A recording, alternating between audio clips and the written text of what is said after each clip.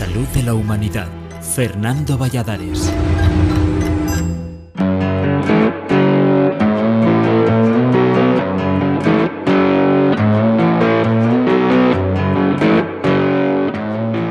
Hoy, más de 3.000 millones de personas, más de la mitad de la humanidad, estamos confinados en nuestros hogares por el coronavirus.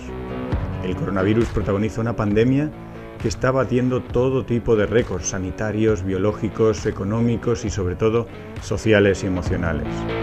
En apenas 2 meses se han suspendido más del 90% de los vuelos comerciales, por debajo de los niveles anteriores a la Segunda Guerra Mundial. Se llega casi al 100% en países como España e Italia, donde su Producto Interior Bruto caerá este año en más de un 12% por efecto directo del virus.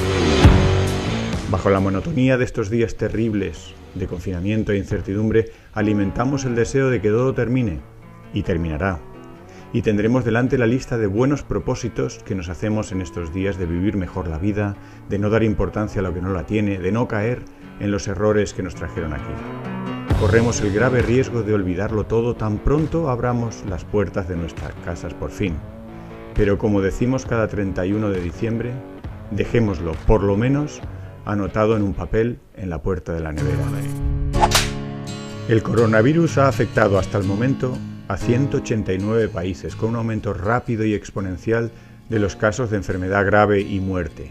Más de 700.000 casos ya han sido confirmados y los infectados reales se estiman en muchos millones. Se tiene constancia de más de 30.000 fallecidos. Estas cifras, aún preliminares y muy conservadoras, crecerán rápidamente en los meses de abril y mayo del 2020. La pandemia del coronavirus comenzó oficialmente el 1 de diciembre del 2019, de donde toma el nombre de COVID-19, literalmente en inglés, la enfermedad de coronavirus que comenzó en 2019. Su origen está en la ciudad de Wuhan, en la China central, a partir de un grupo de personas vinculadas al mercado mayorista de mariscos en el sur de China, que desarrollaron neumonía. El coronavirus saltó al ser humano en algún momento anterior a esa fecha de animales que actuaban como reservorios naturales en lo que se conoce como una zoonosis, una infección de origen animal. El virus ha puesto en jaque todos los sistemas sanitarios nacionales e internacionales, que colapsaron en pocas semanas, y desafía a los científicos que buscan con urgencia vacunas y fármacos que puedan contener la pandemia in extremis y revertir la infección global. Pero no hay sistema sanitario de ningún país, no hay cuerpo de seguridad de ningún Estado capaz de protegernos en la escala y con la fiabilidad con la que lo hace la naturaleza. Las Naciones Unidas y la Organización Mundial de la Salud indicaron hace tiempo lo que ahora estamos sufriendo. No estamos preparados para una gran pandemia. Y lo dijo y lo dice a la vez que anuncia que cada vez habrá más. El efecto protector de la naturaleza ante patógenos e infecciones se conoce desde antiguo y hace ya varias décadas que los científicos lo han demostrado. En las zoonosis hay normalmente varias especies implicadas, con lo que cambios en la diversidad de animales y plantas afectan a la posibilidad de que el patógeno entre en contacto con el ser humano y lo infecte. El efecto protector de la biodiversidad por dilución fue planteado por Kissing y colaboradores hace ya 15 años en un importante artículo en la revista Nature. Este efecto protector por dilución de la carga vírica fue demostrado unos años más tarde por Johnson y Tiljes. El efecto protector por amortiguamiento de la biodiversidad se demostró para el caso del virus del Nilo y la diversidad de aves por Encegua y colaboradores en el año 2006. El papel protector de la biodiversidad se ha visto igualmente en el caso del virus del Anta, transmitido por ratones y que periódicamente genera brotes muy peligrosos en el sur de América. También se ha visto en el caso de la enfermedad de Lyme, donde la extinción local de zarigüeyas y la expansión de ratones genera brotes importantes, especialmente en la costa este de América del Norte. En la última década se está estudiando el efecto protector de una naturaleza sana en multitud de zoonosis como la gripe aviar, la fiebre hemorrágica de Crimea-Congo, el virus del ébola, la enfermedad de Marburgo, la fiebre de Lassa, el síndrome respiratorio agudo grave, el virus de Nipah, la fiebre del Valle del Rift, el virus del Zika y muchos más. Estamos llevando a la vida a su 6ª gran extinción, amenazando el futuro de 1 millón de especies a un ritmo 1000 veces mayor que la tasa de extinción natural. Estamos empobreciendo y simplificando los ecosistemas, dejando solo las especies que nos interesan o incluso poniendo, o mejor, imponiendo a aquellas que nos interesan. Bosques simplificados que se vuelven muy sensibles a cambios y perturbaciones ambientales. Bosques que no amortiguan los extremos de calor y frío. Bosques que no cumplen bien sus funciones ecológicas.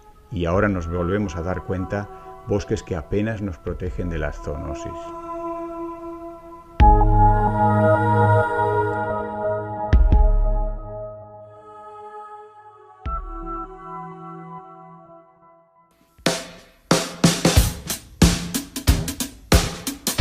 Los murciélagos, uno de los sospechosos de contener y haber iniciado el coronavirus, han sufrido una larga historia evolutiva de coexistencia con distintos virus, empezando por la rabia y siguiendo por el ébola. Fruto de esta larga coevolución, son inmunes a más de 60 tipos de virus que son, sin embargo, muy peligrosos para nosotros. La coevolución murciélago-virus ha generado adaptaciones también en este último. Por ejemplo, se han adaptado a la elevada temperatura corporal de los murciélagos activos, que ronda los 40 grados centígrados. Esto explica por qué nuestra fiebre es inocua para los coronavirus que infectan nuestro cuerpo. Demonizar animales portadores de virus como los murciélagos es contraproducente, ya que muchos tienen un importante papel regulador en la naturaleza. Los murciélagos juegan una labor fundamental en el control de vectores de otras epidemias graves como la malaria. De hecho, se emplean en muchas campañas de control biológico de plagas molestas o peligrosas como los mosquitos. La evidencia de que el murciélago es el causante de la zoonosis actual es en realidad dudosa y parece que otras especies han actuado como reservorio y como causantes del paso del virus al ser humano. Se ha visto que hacen falta hospedadores intermedios, ya sea otra especie salvaje, como ocurrió en el brote del SARS de 2002 con las civetas, o una especie doméstica, como ocurrió con el brote de virus Nipah a finales de los 90 con los cerdos. Además, la ciencia pone ahora los ojos otra vez en el pangolín. Al principio de la infección se mencionó al pangolín, pero los que se comprobaron en diciembre contenían virus menos relacionados con el coronavirus que los que se encuentran habitualmente en murciélagos y por tanto el pangolín fue descartado. Sin embargo, meses después, unos pangolines malayos de la especie Manis javanica, requisados en un mercado ilegal del sur de China, contenían virus extremadamente similares al SARS-CoV-2, causante de la pandemia actual, tal como explican Zhang Yulam y colaboradores en un reciente artículo en Nature. Es importante no limitarse a la biodiversidad a la hora de entender la función protectora de la naturaleza.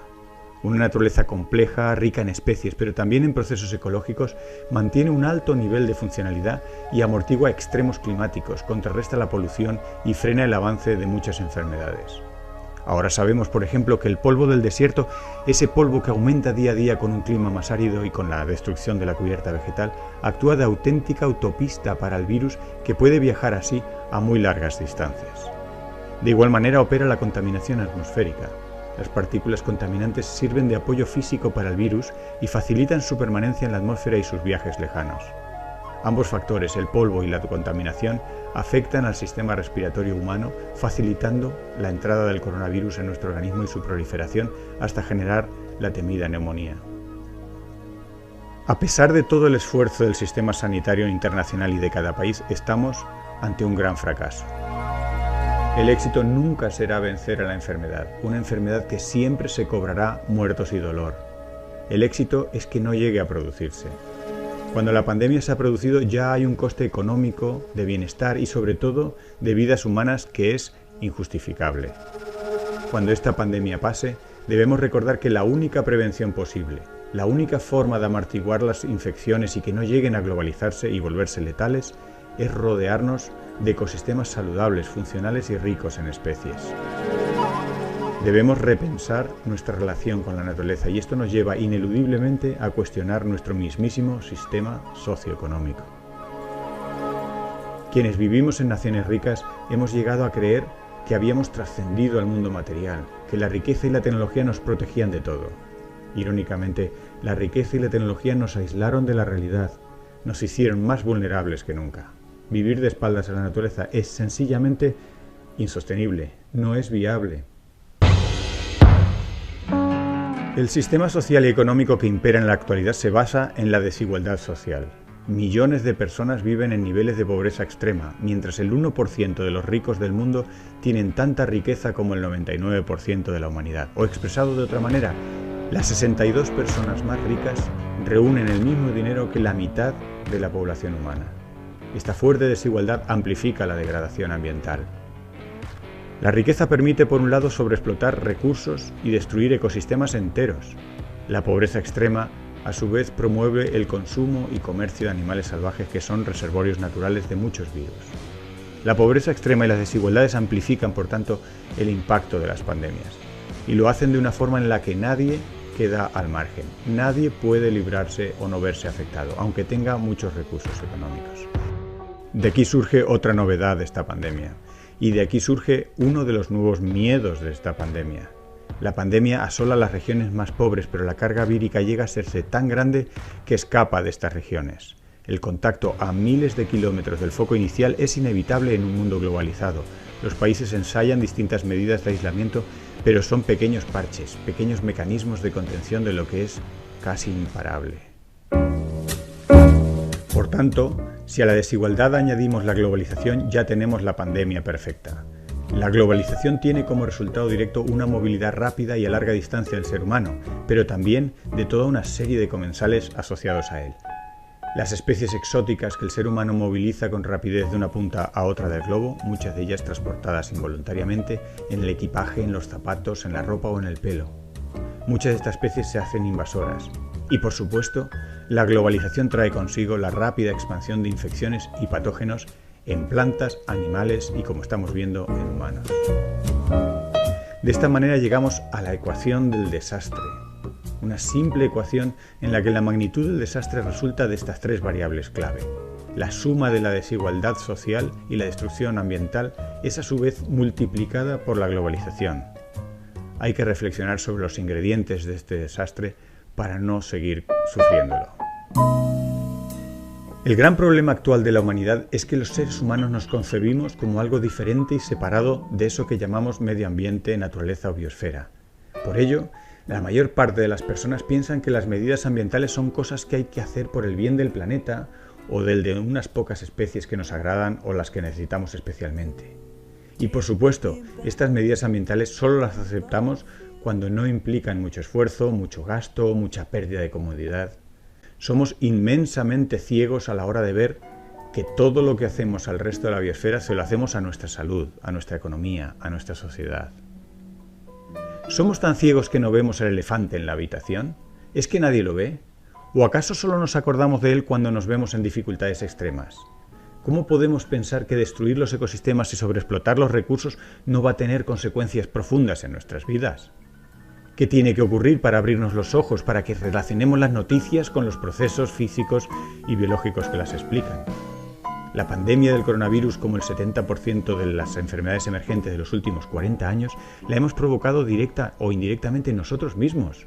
La culpa no es de murciélagos o pangolines, sino de nuestros nuevos hábitos globales en medio de una naturaleza que ya está simplificada y empobrecida, y que no cumple con las funciones, que no cumple con nuestra protección ahora que tanto la necesitamos.